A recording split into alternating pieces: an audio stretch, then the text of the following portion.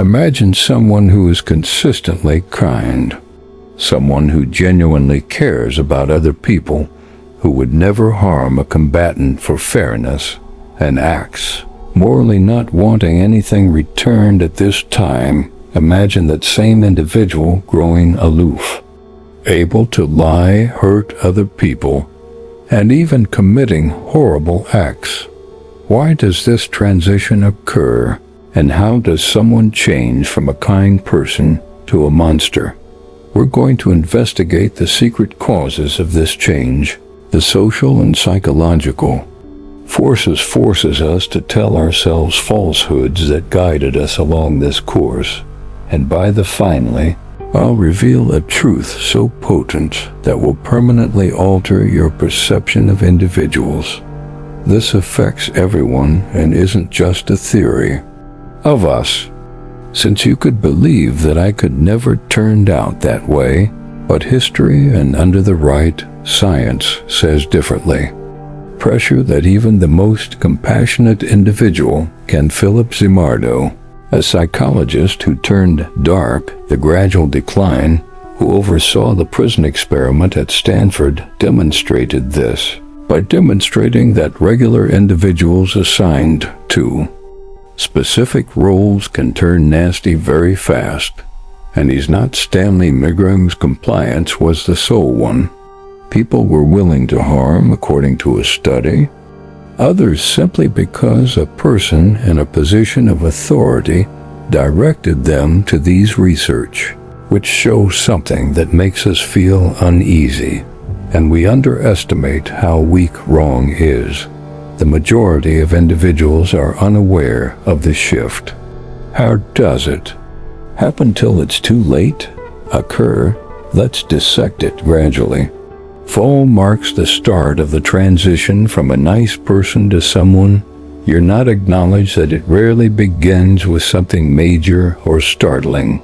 It doesn't start with it starts with a serious crime or a horrible event. Silently, almost imperceptibly, with tiny choices, little deeds, and tiny steps that feel innocuous at first. Picture this. Make a minor decision that contradicts your morals. You might be lying to stay out of trouble or to make a commitment, and then shatter it due to fatigue or preoccupied. Perhaps you spot someone doing something incorrectly and keeping quiet because you don't want to issues. These things seem insignificant to you. Remind yourself that it's not a huge problem. You can forget about it and move on. But something begins to change that small falsehood because it facilitates the subsequent lie. Keeping your word after breaking a commitment feels less significant, and gradually, you're not even aware that your things that were previously distinct start to become hazy, felt inappropriate, but your standards now seem acceptable. Drop gradually, and eventually the person you believed yourself to be starts to. This is referred to as the slippery slope. Initially, you might believe that you're still, perhaps you, are acting morally, yet you lie to defend someone you love. Perhaps you, to support a worthy cause, you should cheat a bit. It's for the greater good. Convince yourself. You think you have good intentions, but in actuality, once you cross a boundary, regardless of how, being small makes it simpler to cross the threat, and the next one is not in any negative action, but in the gradual transformation of your one-day character. You look back and you don't recognize who you've turned into. You walk rather than being forced off a cliff, one tiny step at a time down a slope to compliant authority. Let's discuss something immediately, something much more disturbing that has been demonstrated by science, that even decent individuals are capable of respect for authority damaging items only because they were told to a psychologist in the 1960s. Stanley Milgram operated a well-known. He brought in ordinary individuals for the experiment.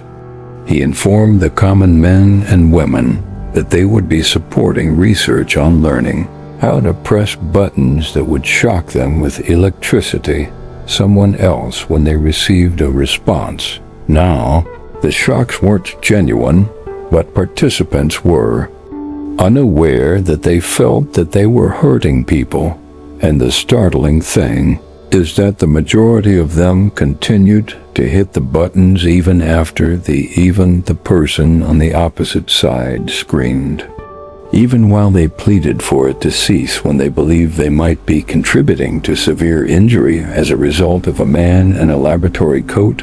An authority figure instructed them to among his statements were, "The experiment must continue." And that was sufficient. These were not wicked individuals. They weren't brimming with detest, yet they were compelled to comply. They were powerless. And this is among the most terrifying facts about human nature. Obedience might take precedence over. People cease thinking about morality because themselves they cease to hear their conscience. They follow instructions because it was spoken by a more powerful person, was all right, and they say to themselves, "I am not accountable. I'm only carrying out my duties." However, while doing so, they quiet their inner voice, they push aside their ideals, and without even being aware of it, they turn into a component of something sinister. Blind obedience doesn't appear hazardous on the surface, but as history has demonstrated, it's among the quickest methods for a person may fall into one of three group identities. There is an additional strong force that alters decent people, and this is it. Every day, we are surrounded by pressure to belong in order to feel accepted by a group, as though we are a part of what people are. Being social beings, we enjoy being in groups. If it's the religion of our family, nationality, political party, or even an online community, which provides us with a feeling of purpose and identity. But there's a concealed hazard after we have a clear understanding of together. We begin to divide the planet, divide it into two groups, them and us, and this is once the actual harm starts. We start to view those who are not in our community as distinct from being incorrect, then as hazardous, and occasionally without. Even so, we perceive them as inferior. Compared to humans, this mental change has a name. Dehumanization occurs when people cease to see others as unique people with ideas, sentiments, and self-respect, and begin observing them as adversaries, issues, or dangers, and when someone is viewed as inferior to it, becomes simpler to harm and disregard them. There's suffering to assault them guiltlessly. History is full, so this isn't simply theory. Most horrifying instances of wars and genocides, racial violence, mass killings, most of they weren't committed by bad guys. They were executed by regular people who thought they were acting appropriately, something for their team. They changed. They weren't born nasty. Time, step by step, under pressure from dread and devotion to a cause, which is the frightening aspect. Since the instant we cease observing someone as completely the falsehood, anything is possible for humans. We give ourselves a falsehood, and now we arrive at one among the riskiest areas of the change, as this is the point at which the most people's minds deceive themselves. When someone does something bad, they don't really think they're evil, despite the fact that the acts are obviously detrimental. They discover a means of continuing to regard themselves as excellent individual, how to use a strong mental trick, known as self-justification. allow me to clarify rather than acknowledging what they've done things incorrectly. Individuals make a new tale in their thoughts, a tale where they still claim to be the hero. Such as I had no other option. They earned it, and it's for their own benefit. I'm working on this for a greater purpose, something more significant. These tales assist them in sleeping at night and avoiding guilt. Night aids them in safeguarding the reputation they consider themselves to be morally upright individual, even if they are aware of what they acted contrary to their. Leon Festinger is a value psychologist. Examined this internal tension, which he named cognitive dissonance, is merely an elegant way of expressing when you doesn't align with how you think you feel unpleasant on the inside. You would assume that stopping the harmful behavior would be the answer, something to correct your conduct, but that's not what most folks often experience. Don't alter their behavior. They alter their convictions to alleviate the guilt. They claim that nobody is actually so awful, would have followed their instructions. And gradually that new narrative becomes their reality, even if it's constructed. Here's how people can cheat on lies, harm or even ruin others' lives. Continue to gaze in the mirror and declare, I'm a good person. Not because, however, since they've revised the narrative to experience this mental trick, is what lets the darkness creep in. The affection of those who formerly stood for the brightest and most terrifying aspect. They genuinely think that they haven't altered. 5. The delusion that we are morally superior now enter an even riskier area, because pride enters the picture. Here, lack of the pride that makes you feel good about doing the right thing. Something other than the kind that causes blindness. Not everyone believes they're good. They think they're superior than everyone else believes that I'm among the good. I would never do what those individuals did. Are they the ones on the right side of me? The issue, which is known as moral supremacy, and it's poisonous because it stops people from asking questions. Themselves, they begin to think that their prior good deeds have given them authorization to act badly. Now this is referred to as moral licensing. For example, a charitable donation is made by someone in they feel proud in the morning, morally upright, but later that day they tell a friend a falsehood or show someone that disrespect, and they don't feel guilty about it. Since they believe they've already earned their moral points, they believe, since I did something well, it's acceptable if I somewhat defy the rules, because that's how it begins. And as they continue to feed this conviction that they are more ethically superior to, they grow increasingly oblivious to their own detrimental actions that they cease to consider. They cease posing the challenging queries. They cease being truthful with themselves. And here are some of the scary mass murders, the deadliest crimes in history. Oppression, even genocide, was not perpetrated by individuals who thought they were malevolent, perpetrated by those who thought they were correct, individuals who believed they were fighting for justice and upholding the truth, defending their team and repairing the world. They believe themselves to be heroes. Yet there, the danger lies in actions that indicate differently. Of moral superiority, it has the potential to enter the antagonist in another person's tale, while you continue to think of yourself as the dehumanization, the last step of hero in your own 6.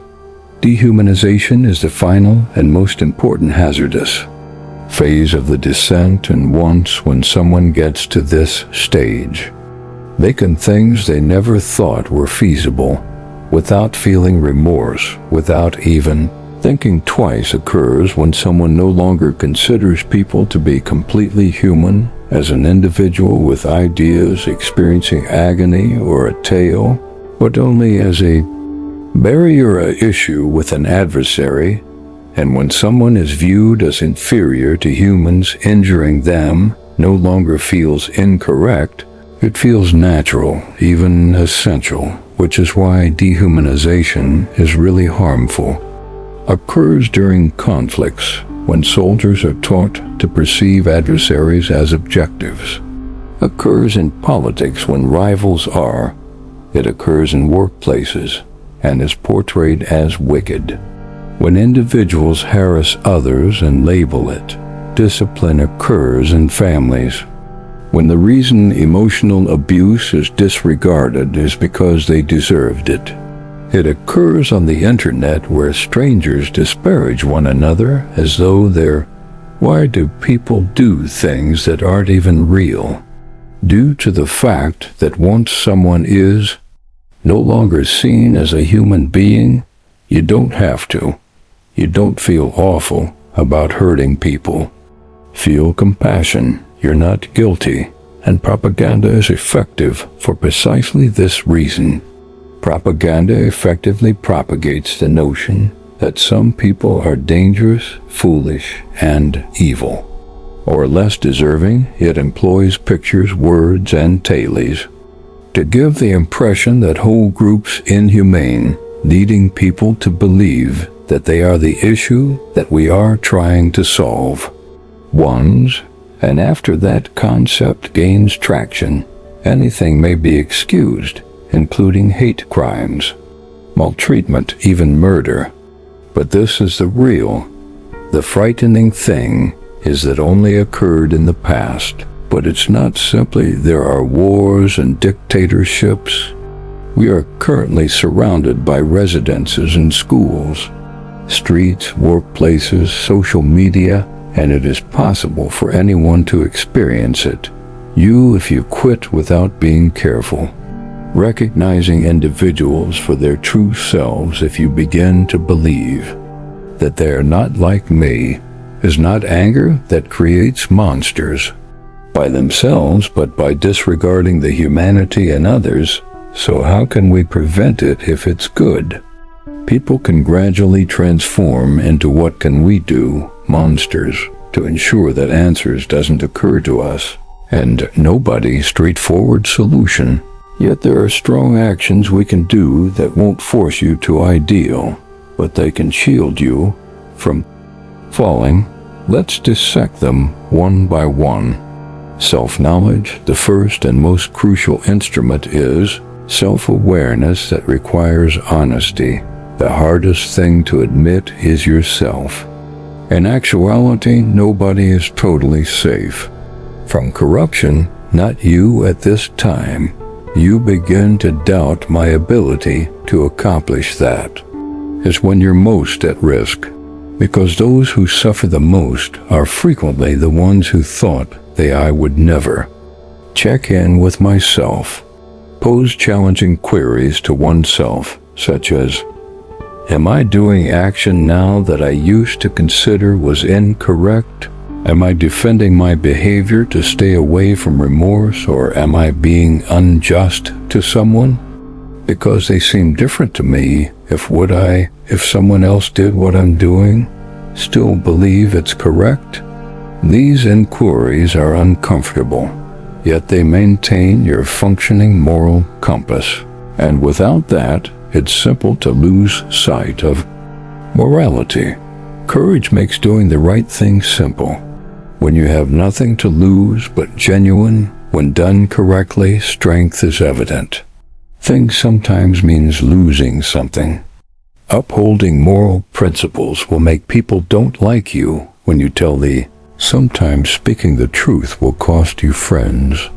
Making the correct decision will make you difficult, but that's where morality comes in. Speaking up is where courage enters the picture.